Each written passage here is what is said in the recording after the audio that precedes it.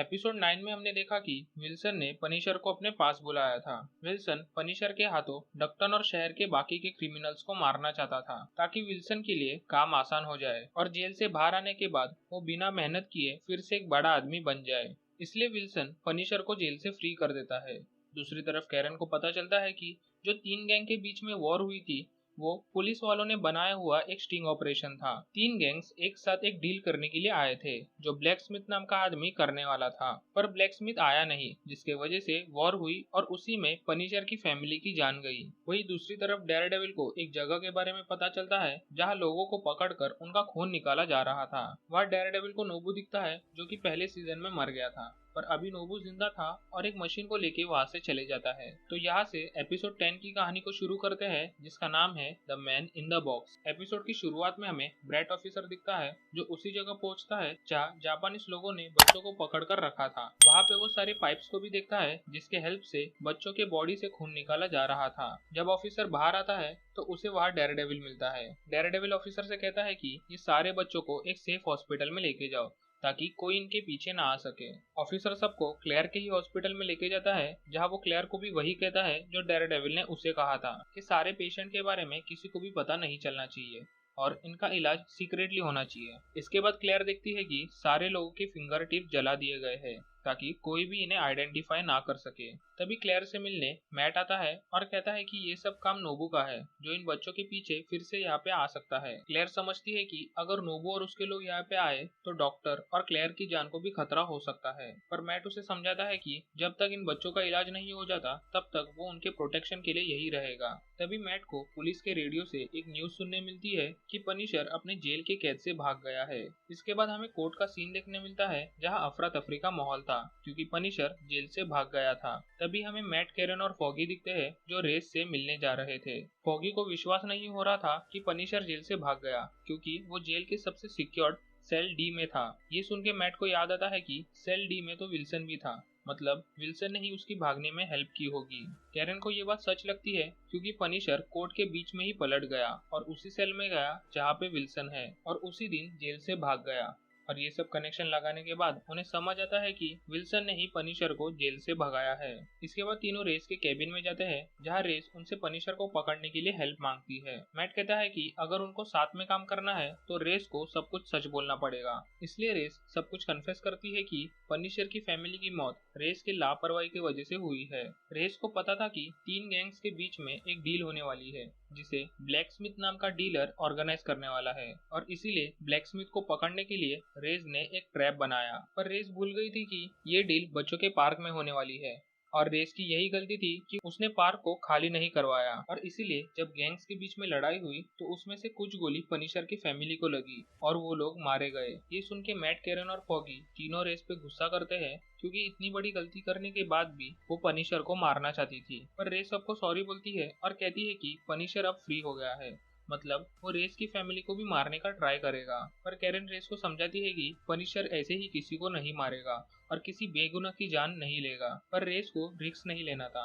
इसीलिए वो तीनों की हेल्प मांगती है ताकि सब मिलके पनिशर को पकड़ सके। पर तभी मैट को गन की आवाज आती है और इसीलिए वो कैरन और फॉगी को नीचे झुका देता है, पर इस फायरिंग में रेस की जान चली जाती है। इसके बाद कोर्ट के बाहर पूरा कियोस्क चल रहा था जहां मीडिया, पुलिस, सारे लोग आए हुए थे। फॉगी को गोली छूकर निकल गई थी, इसलिए उसका इलाज करने उसे हॉस्पिटल लेके जा रहे थे। तभी वह रेस का असिस्टेंट आता है और फॉगी और कैरन से कहता है कि उसने भी रेस के साथ मिलकर बहुत सारे गलत काम किए थे और इसीलिए वो कुछ दिनों के लिए ये शहर छोड़ के जा रहा था और असिस्टेंट फॉगी और कैरन को भी यही करने के लिए कहता है। इसके बाद हमें मैट दिखता है जो विल्सन फिक्स को मिलने जेल में गया था। मैट को पता था कि विल्सन ने ही पनिशर को जेल से भागने में हेल्प की है, पर विल्सन इस चीज के लिए साफ मना कर देता है। पर मैट जानता था कि विल्सन उसके सारे क्राइम्स पनिशर के हाथों करवाना चाहता है, पर पनिशर इस चीज को एक्सेप्ट नहीं करता। इसलिए मैट को विल्सन के वीक पॉइंट पे टारगेट करना पड़ता है जो कि थी वेनिसा, विल्सन की गर्लफ्रेंड। मैट कहता है कि अगर उसने एक सही लेटर एक सही जगह पे भेज दिया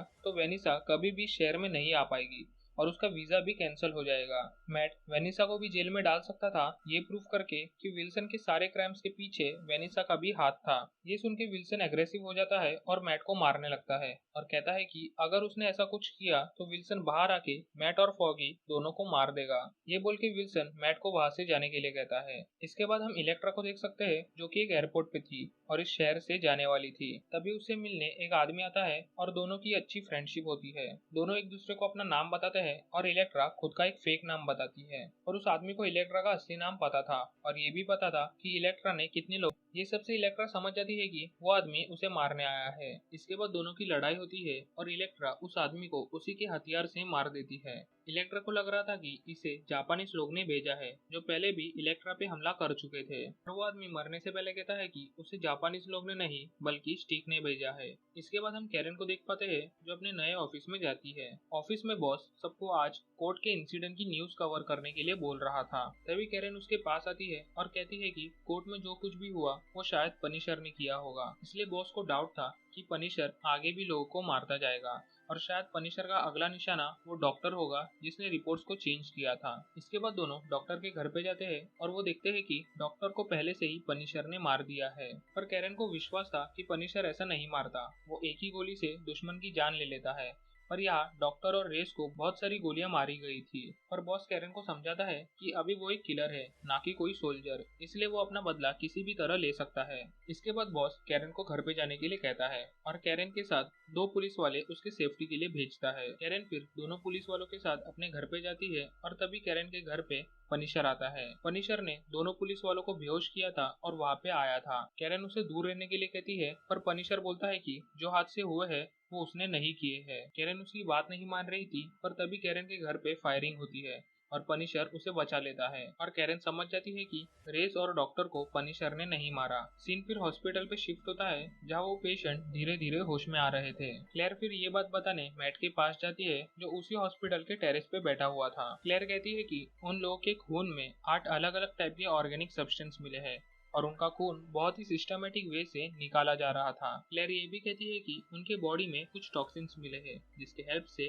जापानीज लोग उनके बॉडी से कई महीनों तक खून निकाल रहे थे। ये सब सुन के मैट को बुरा लगता है क्योंकि उसे पहले ही ये सब का पता लगा लेना चाहिए था। पर क्लेयर उसे समझाती है कि सबका टेंशन तुम खुद पर मत लो और कभी अपने दोस्तों के साथ बैठकर देखो। मैट कहता है कि उसको ये सब का टाइम नहीं है क्योंकि पनिशर जेल से भाग गया है, यकूजा भी कोई बड़ा प्लान कर रहे हैं और विल्सन भी जेल से अपनी अगली चाल की तैयारी कर रहा है। इसलिए मैट को आराम करने का वक्त नहीं है और इसलिए वो फॉगी से भी मिलने नहीं गया जो कि इसी हॉस्पिटल में एडमिट है। थोड़ी देर बाद हॉस्पिटल में निंजा लोग अटैक करते हैं और वही दूसरी तरफ जो बच्चे बेहोश थे वो होश में आ जाते हैं और कुछ अजीब बिहेव करने लगते हैं। क्लेयर देखती है कि अकाउंटेंट के बेटे ने खुद की डैड की जान ले ली और ये देख के क्लेयर वहाँ से भाग जाती है। वही दूसरी तरफ मैट अपने डेयर डेविल सूट पहनकर रेडी हो जाता है ताकि वो अभी निंजा से लड़ सके और ये एपिसोड यही खत्म हो जाता है। अगर आपको आगे की कहानी देखनी है तो हमारे चैनल को सब्सक्राइब कर देना और वीडियो को भी लाइक कर देना। वीडियो पसंद आई हो तो कमेंट करके जरूर बताना। मिलते हैं अगले वीडियो में, तब तक के लिए this is movies explorer signing off.